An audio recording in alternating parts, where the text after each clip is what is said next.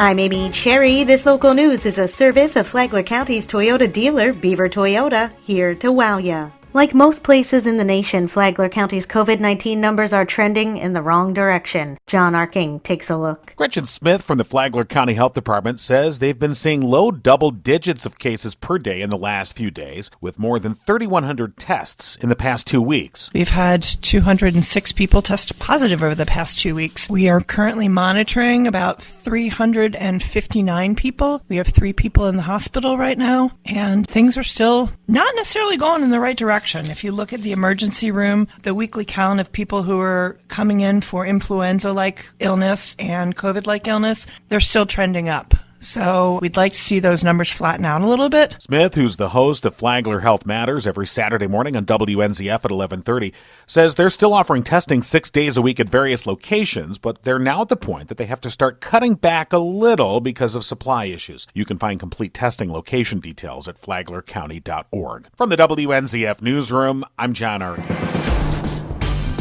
Every industry either lost employees or they were hiring. And CareerSource Flagler Volusia is here to connect you with whatever's next if you happen to be out of a job due to COVID-19. CEO Robin King tells WNZF more about the current outlook. This first quarter for us started July 1 through September. In the 2 counties, we posted 1,182 jobs. And the majority of those are in business and professional, healthcare, and manufacturing and construction. She expects more people to be looking for jobs soon. Come December 5th, a waiver expires for those receiving unemployment, meaning they have to start job hunting. We are fully prepared for those individuals who now need to get re-engaged to either get them into their next job or get them into some upskill training. We're working very closely with Daytona State College and their rapid credentialing program in a variety of different occupations and helping, maybe they didn't have the skill set that is needed right now, kind of going back to if they were in hospitality and that job doesn't exist anymore, what skills do they have they could transfer and get some hard skills to go along with that to maybe get a new job in healthcare or manufacturing. Cybersecurity is another growing field, particularly with so many things going virtual due to the pandemic. When you're ready to take that next step, visit CareerSourceFV.com.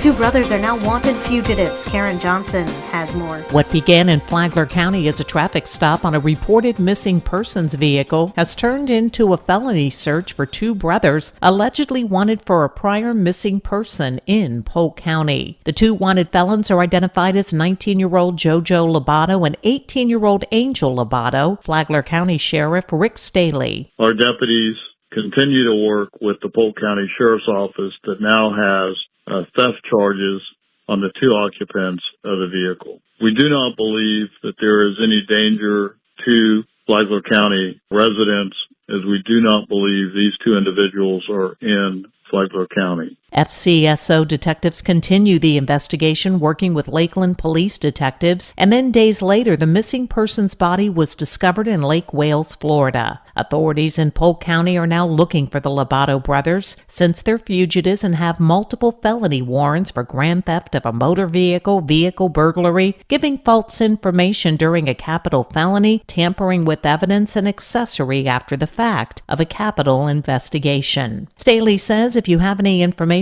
on their whereabouts, please contact Polk County Sheriff's Office, Detective Brannon at 863-298-6200. Or if you want to remain anonymous, contact Heartland Crime Stoppers at 1-800-226-TIPS. For Flagler's Morning News, I'm Karen Johnson.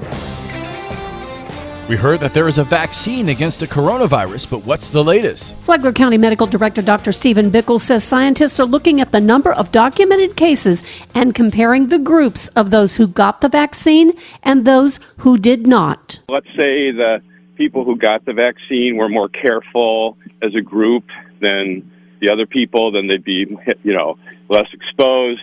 But, we're looking at thousands of people. It's not likely those numbers are going to change a lot. Bickle said that there are some concerns about the vaccine. We don't know how long the immunity lasts. We don't know if there are other potential adverse reactions that could torpedo the vaccine. Bickle believes there is nothing to cause problems with Pfizer's COVID vaccine.